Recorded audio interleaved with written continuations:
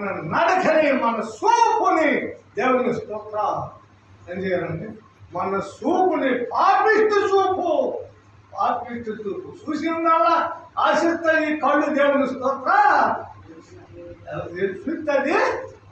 పాపిష్టి చూపు నుండి విడిపించబడాలి, పాపిష్టి ఆలోచన నుండి విడిపించబడాలి, పాపిష్టి నడక నుండి విడిపించబడాలి దేవుని స్తోత్రం. అప్పుడు మనం దేవుడిని ధ్యానిస్తానికి అర్హులు అవుతాం దేవుని స్తోత్రం.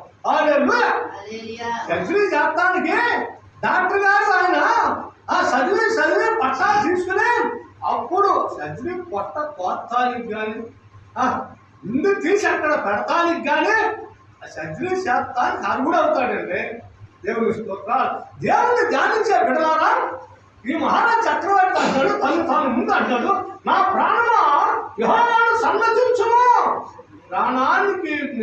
ప్రాణానికి సాధనం చేసి చెప్పుకుంటున్నాడు. ప్రాణమా ఇటువంటి వాళ్ళు బెల్లం మీద పడడం కానీ ఏదైనా బెల్లం మీద వాడినట్టుగా నువ్వు ఎటుపడినట్టు వస్తాను, జాగ్రత్త. ప్రాణమా దేవుని స్తోత్ర. దేవుడిలో సాధనం చేస్తున్నాడు దేవుని స్తోత్ర. దేవుడిలో తాను పవిత్రపరుచుకుంటున్నాడు. నా అంతరంగంలో సమస్తమా అవయవాలా, చేతులారా, కళ్ళు దేవుని స్తోత్ర. పాదములు ఎటు నడుస్తున్నాయో మన పాదములు మనకే తెలియదే.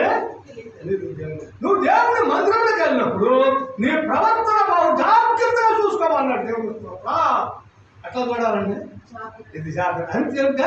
ఇది కలకాలం జీవించే జీవితం, అంతమైపోయేది కాదు దేవుని స్తోత్ర. ఇది